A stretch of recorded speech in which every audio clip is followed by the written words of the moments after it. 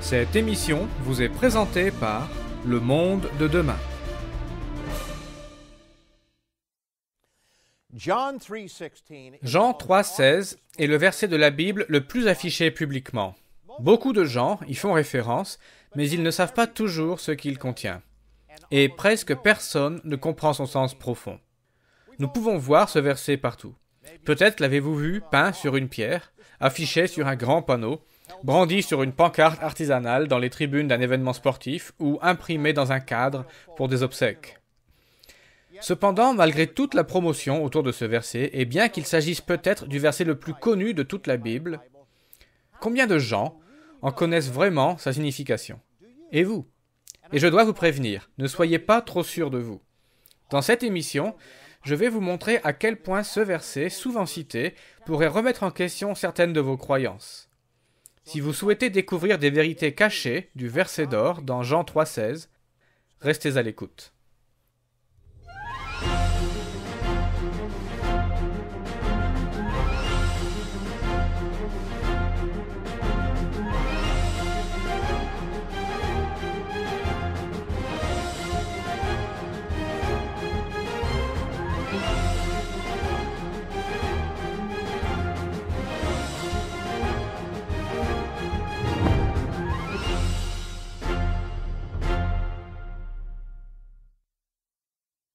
Chaleureuse salutation de la part de tous ceux d'entre nous au monde de demain. Nous sommes heureux d'être en votre compagnie pour cette émission. Comme je l'ai indiqué dans l'introduction, une compréhension approfondie du verset le plus connu de la Bible pourrait remettre en question certaines de vos croyances les plus chères. Que savez-vous réellement au sujet de Jean 3,16? Commençons par lire ce verset. « Car Dieu a tant aimé le monde qu'il a donné son Fils unique, afin que quiconque croit en lui ne périsse point, mais qu'il ait la vie éternelle. » Cela semble plutôt simple, et vous vous demanderez peut-être, mais qu'y a-t-il de si difficile à comprendre? Eh bien, beaucoup de choses. Comme je l'ai écrit au début de notre toute nouvelle brochure qui n'a encore jamais été proposée dans ces émissions, de nombreux prétendus chrétiens pensent le savoir, mais leur compréhension de ce verset se limite généralement au simple fait de savoir que Dieu nous a aimés et que le Christ est mort pour nous. Tout cela est vrai. Dieu nous aime et le Christ est mort pour nous. En apparence, cela semble résumer tout ce que nous devrions savoir. Mais nous pouvons et nous devons savoir beaucoup plus de choses concernant ce verset. Il contient des vérités cachées. Tout ce que vous ignorez peut vous causer du tort. L'ignorance n'est pas permise concernant ce verset. Jean 3,16 contient des messages cachés, pas parce qu'il s'agit d'une sorte de code secret, mais parce que le christianisme actuel a tellement tordu le message de la Bible que presque chaque mot de ce verset est mal compris. J'habitais en Angleterre dans les années 50, et un de mes camarades au catéchisme avait demandé à notre enseignant « Pourquoi Jésus parlait-il en parabole ?»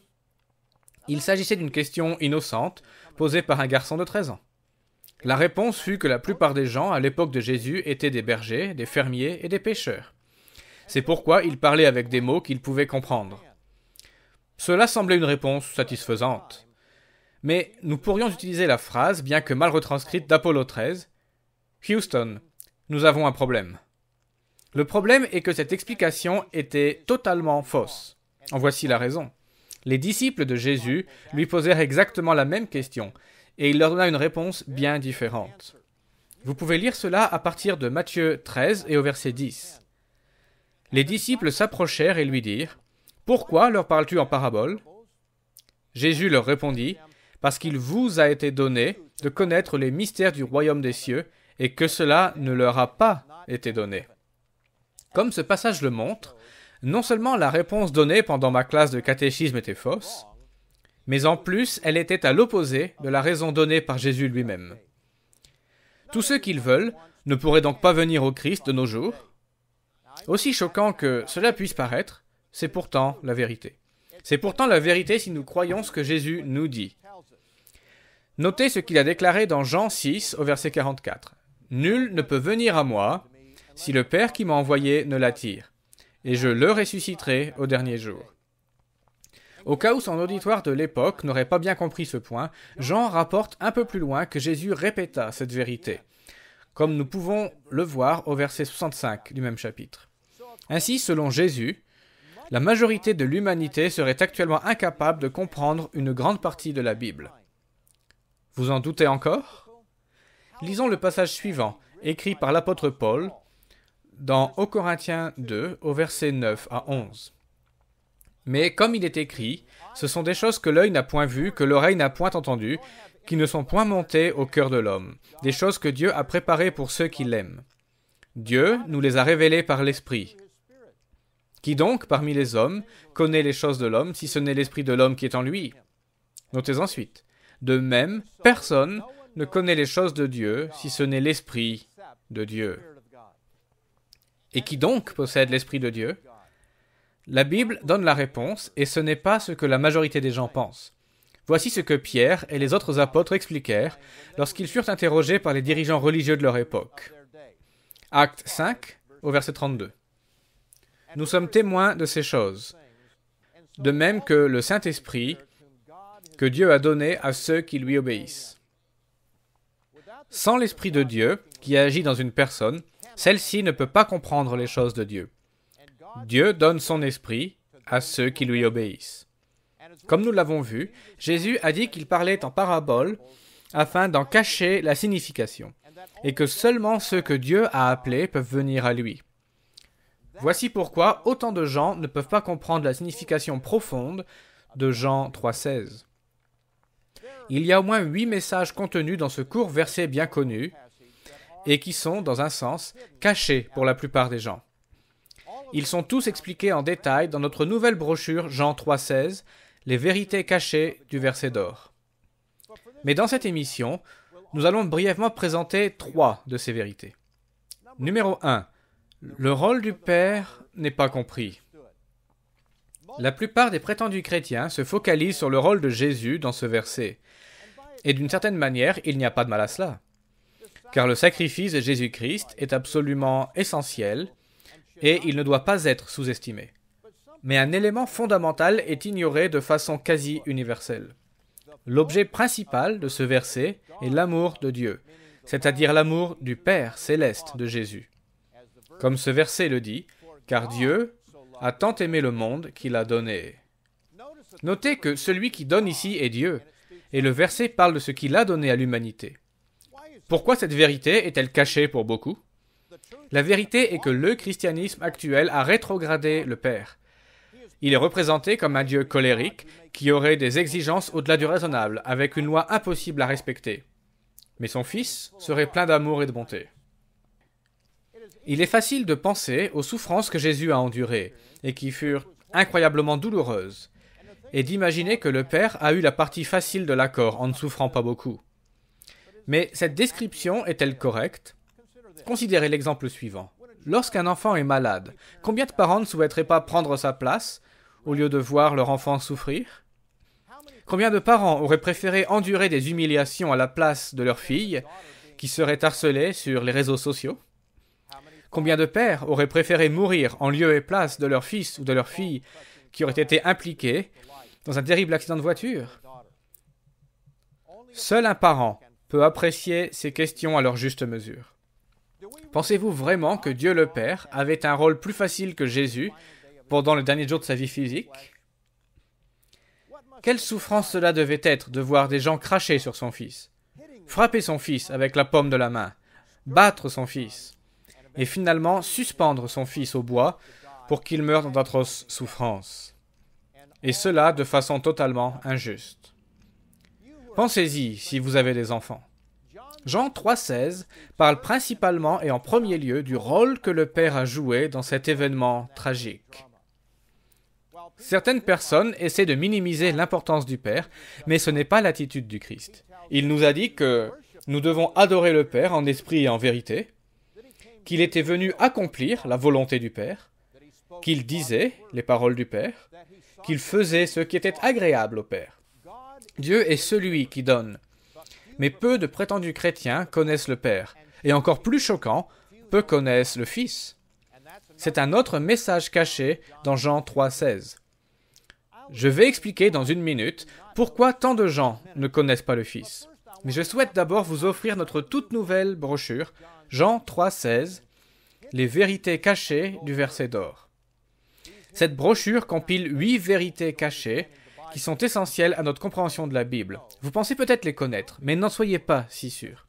Contactez-nous ou écrivez-nous afin de recevoir votre exemplaire de notre brochure gratuite, Jean 3,16, les vérités cachées du verset d'or.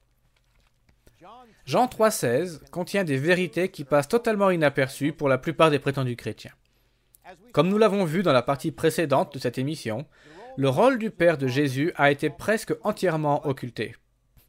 Beaucoup trop de gens ont une idée erronée au sujet de Dieu le Père. Mais savez-vous que la personnalité de Jésus-Christ est aussi mal comprise?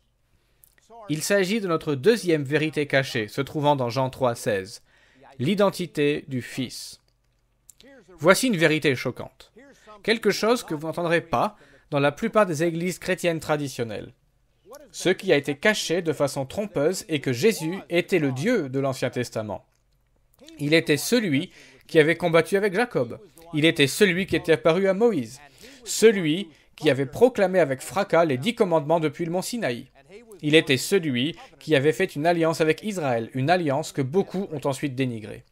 Après avoir proclamé les termes de ce qui allait être appelé l'Ancienne Alliance, il nous est dit que 74 hommes virent Dieu et mangèrent avec lui. Voyez cela dans Exode 24, versets 9 à 11. Moïse monta sur la montagne avec Aaron, Nadab et Abihu, et 70 anciens d'Israël. Ils virent le Dieu d'Israël. Sous ses pieds, c'était comme un ouvrage de saphir transparent, comme le ciel lui-même dans sa pureté. Il n'étendit point sa main sur l'élite des enfants d'Israël. Ils virent Dieu, et ils mangèrent et burent. Cependant, Jésus lui-même nous dit que personne n'a jamais vu le Père, à aucun moment. Nous lisons cela dans Jean 1, au verset 18. Personne n'a jamais vu Dieu. Dieu, le Fils unique, qui est dans le sein du Père, et celui qui l'a fait connaître. Comment pouvons-nous concilier le fait qu'un verset dise que 74 hommes ont vu le Dieu d'Israël, mais qu'il nous soit dit quelques siècles plus tard que personne n'a jamais vu Dieu? L'apôtre Jean donna la réponse dans les versets précédents, lorsqu'il se référa à l'époque précédant le commencement même du monde. Nous lisons cela dans Jean chapitre 1, versets 1 à 3. Au commencement était la parole, et la parole était avec Dieu, et la parole était Dieu. Elle était au commencement avec Dieu. Toutes choses ont été faites par elle, et rien de ce qui a été fait n'a été fait sans elle. Jean décrit 2 êtres dans ce passage, Dieu et la parole. Mais il écrit aussi que la parole était Dieu. Comment pouvons-nous comprendre cela? Considérez l'exemple suivant. Georges et Mélanie Dupont font partie de la même famille. Georges est un Dupont, Mélanie est avec Georges, mais Mélanie est aussi une Dupont. De la même manière, Jésus était avec celui qui sera connu plus tard comme étant le Père. Il était avec Dieu et il était Dieu. Puis au verset 14, nous apprenons la véritable identité de la parole ou du porte-parole. Et la parole a été faite chair, et elle a habité parmi nous, pleine de grâce et de vérité. Et nous avons contemplé sa gloire, une gloire comme la gloire du Fils unique venu du Père. Jean nous dit ici qu'avant même le début du monde, Jésus était un des 2 êtres décrits ici comme étant Dieu. Puisque Jean nous dit au verset 18 que personne n'a jamais vu Dieu, en mettant en contraste le Père et le Fils, et en se référant au Père, il est évident que celui qui était apparu à Moïse, à Aaron et aux autres, ne pouvait être que celui qui est devenu plus tard Jésus-Christ. Nous en avons une preuve supplémentaire dans 1 Corinthiens chapitre 10 et au verset 1 à 4, où l'apôtre Paul nous dit « Frères, je ne veux pas que vous ignoriez que nos pères ont tous été sous la nuée, qu'ils ont tous passé au travers de la mer, qu'ils ont tous été baptisés en Moïse dans la nuée et dans la mer, qu'ils ont tous mangé le même aliment spirituel et qu'ils ont tous bu le même breuvage spirituel. Notez ensuite, car ils buvaient à un rocher spirituel qui les suivait, et ce rocher était Christ. » Beaucoup de prétendus chrétiens détiennent le concept que la partie de la Bible appelée l'Ancien Testament se rapporte à Dieu le Père. et que Jésus-Christ serait seulement apparu il y a environ 2000 ans. Mais ces idées sont totalement fausses. Comme nous commençons à le voir, le Jésus-Christ de la Bible représente beaucoup plus que beaucoup de gens ne le pensent. Que devrions-nous savoir d'autre au sujet de Jésus avant sa naissance dans la chair? L'apôtre Paul confirme ce que Jean nous dit, que c'est à travers celui qui devint Jésus-Christ que Dieu le Père a créé l'univers. Nous lisons cela dans Hébreux chapitre 1 au verset 1 et 2. Après avoir autrefois, à plusieurs reprises et de plusieurs manières, parlé à nos pères par les prophètes, Dieu, dans les derniers temps, nous a parlé par le Fils. Il l'a établi héritier de toutes choses. Et notez, par lui, il a aussi créé l'univers. Mais la déclaration la plus exhaustive à ce sujet se trouve dans l'Épître aux Colossiens, au 1er chapitre et au verset 15 à 16. Paul y explique clairement qui a créé les cieux et la terre, l'ensemble du règne angélique, ainsi qu'Adam et Ève. Le Fils est l'image du Dieu invisible, le premier-né de toute la création, car en lui ont été créées toutes les choses qui sont dans les cieux et sur la terre, les visibles et les invisibles, trône, dignité, domination, autorité. Tout a été créé par lui et pour lui. Cette nouvelle brochure sur Jean 3,16 explique non seulement le rôle du Père et l'identité du Fils, mais elle explique aussi d'autres vérités essentielles dans ce passage qui sont totalement absentes de la pensée d'une grande majorité de prétendus chrétiens. Pourtant, elles sont absolument essentielles pour comprendre le message biblique. Je vous donnerai bientôt une autre vérité qui pourra surprendre, voire choquer certains d'entre vous. Mais je souhaite d'abord vous rappeler de prendre contact avec nous afin de recevoir votre exemplaire de l'ouvrage Jean 3,16, les vérités cachées du verset d'or. Vous serez surpris de découvrir tout ce que vous avez raté dans ce passage court, mais très populaire dans les Écritures. Vous verrez à quel point le soi-disant christianisme actuel s'est éloigné du message biblique. Jean 3,16, les vérités cachées du verset d'or, est disponible sur simple demande. Vous avez probablement entendu dire qu'il n'y avait rien de plus certain dans la vie que la mort et les taxes. Nous comprenons le but des taxes, mais comprenons-nous la mort? Cette question peut paraître simple au premier abord, mais est-ce le cas? En se basant sur la croyance des gens, ce n'est pas aussi simple. Beaucoup de gens pensent que nous avons un corps mortel et une âme immortelle. Et lorsque nous mourrons, nous ne mourrons pas vraiment. Notre âme irait immédiatement au paradis dans une sorte de rêve céleste sous LSD, ou alors dans le feu éternel de l'enfer pour être tourmenté éternellement. Mais est-ce vraiment ce que la Bible déclare? Comme je l'ai déjà montré dans la partie précédente, la plupart des gens qui lisent Jean 3,16 passent à côté du rôle du Père et de l'identité du Fils. Mais ils passent aussi à côté d'un troisième point qui est « La mort signifie la mort ». Lisons à nouveau ce que déclare Jean 3,16. « Car Dieu a tant aimé le monde qu'il a donné son Fils unique, afin que quiconque croit en lui ne périsse point, mais qu'il ait la vie éternelle. » Le verbe « périr » est mis en opposition à la vie dans ce court passage. Pourquoi cela est-il si important et en quoi cela vous concerne-t-il? Voyez comment nous utilisons ce mot. Une définition de périr est toucher à sa fin ou cesser d'exister. Nous parlons parfois de fruits ou de légumes qui périssent à cause d'un climat extrême ou d'un retard de livraison. Nous entendons aussi parler dans les actualités d'un certain nombre de personnes qui meurent dans un crash d'avion ou le chavirage d'un navire. Nous savons que ces gens ont atteint la fin de leur vie. Nous savons que périr veut dire mourir. Non seulement Jean 3,16 met en opposition la vie et la mort, mais l'apôtre Paul le fait aussi dans un autre verset biblique très célèbre. Romains 6, verset 23. Paul y déclare sans ambages. Car le salaire du péché, c'est la mort, mais le don gratuit de Dieu, c'est la vie éternelle en Jésus-Christ notre Seigneur. Le salaire représente ce que nous gagnons. Paul dit qu'en choisissant d'avoir une vie remplie de péchés, nous gagnerons la mort. Cela est mis en opposition avec un don de Dieu, quelque chose que nous n'avons pas et que nous ne pouvons pas gagner. Ce don est la vie éternelle. La vie et la mort s'opposent.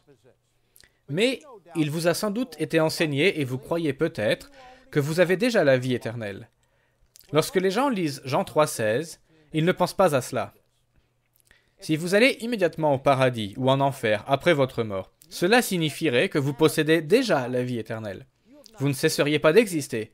Vous ne péririez pas. Vous avez déjà la vie éternelle. Par contre, vous ne savez pas encore où vous la passerez.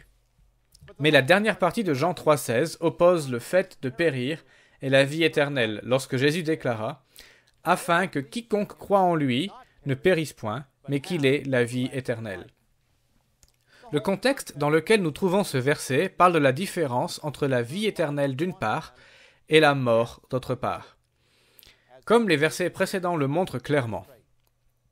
Et comme Moïse éleva le serpent dans le désert, de même il faut que le Fils de l'homme soit élevé, afin que quiconque croit en lui ne périsse point, mais qu'il ait la vie éternelle. De plus, si nous remontons encore d'un verset, nous lisons une déclaration qui sera choquante pour beaucoup de gens, disant que les justes ne sont pas au ciel actuellement. Personne n'est monté au ciel, si ce n'est celui qui est descendu du ciel, c'est-à-dire le Fils de l'homme qui est dans le ciel. Donc, si personne, à part Jésus-Christ, n'est dans le ciel, où se trouvent tous les justes? La réponse est plutôt simple. La Bible ne mentionne nulle part que l'âme serait immortelle ou éternelle. En fait, elle déclare exactement l'opposé. À 2 reprises, le chapitre 18 d'Ézéchiel montre clairement que, peu importe sa nature, l'âme est temporaire et sujette à la mort. Voyons cela dans Ézéchiel 18, au verset 4.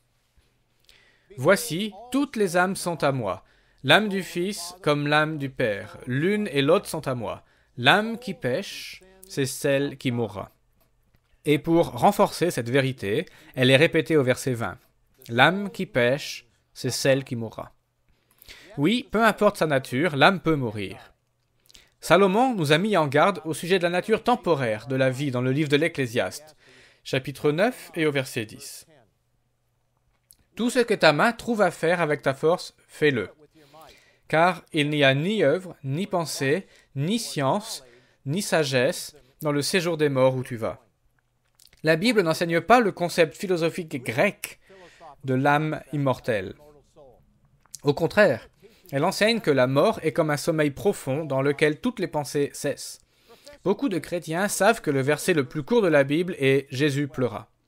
Ils se souviennent peut-être que la raison de sa tristesse était la mort de son ami Lazare. Mais combien se souviennent-ils de la façon dont Jésus décrivit la mort? Notez ce court échange entre Jésus et ses disciples dans Jean, au chapitre 11, à partir du verset 11. Lazare, notre ami, dort, mais je vais le réveiller. Les disciples lui dirent, « Seigneur, s'il dort, il sera guéri. » Jésus avait parlé de sa mort, mais ils crurent qu'il parlait de l'assoupissement du sommeil. Alors Jésus leur dit ouvertement, « Lazare est mort. » Lazare était mort depuis 4 jours lorsque Jésus arriva devant sa tombe et qu'il le ressuscita. Il n'est pas fait mention d'une âme immortelle qu'il aurait ramenée depuis le paradis ou l'enfer. Lazare était mort, et Jésus compara cela à un état de sommeil, sans aucune conscience. Il expliqua ensuite à Marthe, la sœur de Lazare, « Je suis la résurrection et la vie. Celui qui croit en moi vivra, même s'il meurt. » Jean 3,16 explique qu'il y a un espoir pour les morts. D'autres passages confirment que l'espoir des hommes est la résurrection. Lorsque l'apôtre Paul fut arrêté et qu'il eut l'occasion de parler devant le Sanhédrin, nous lisons dans Actes 23, au verset 6, qu'il s'écria « Homme, frère, je suis pharisien, fils de pharisien. C'est à cause de l'espérance et de la résurrection des morts que je suis mis en jugement. » Jean 3,16 nous dit que nous ne sommes pas condamnés à mourir. Mais par le sacrifice du Christ, nous avons accès à la vie éternelle. C'est ce que ce verset déclare. Pourquoi cela ne vous a-t-il jamais été enseigné? Pourquoi avez-vous été enseigné que vous aviez déjà la vie éternelle, soit au paradis, soit en enfer?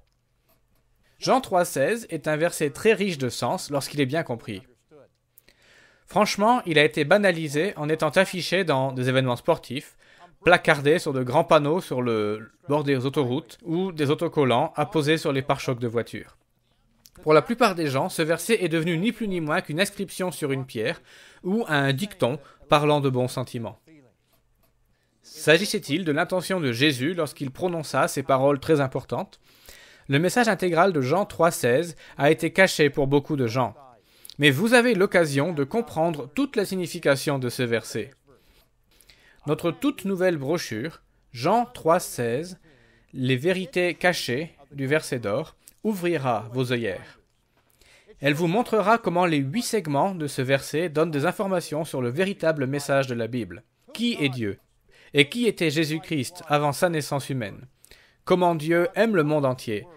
Pas seulement quelques individus satisfaits d'eux-mêmes qui veulent envoyer brûler tout le monde dans l'éternité de l'enfer, mais elle explique beaucoup d'autres choses.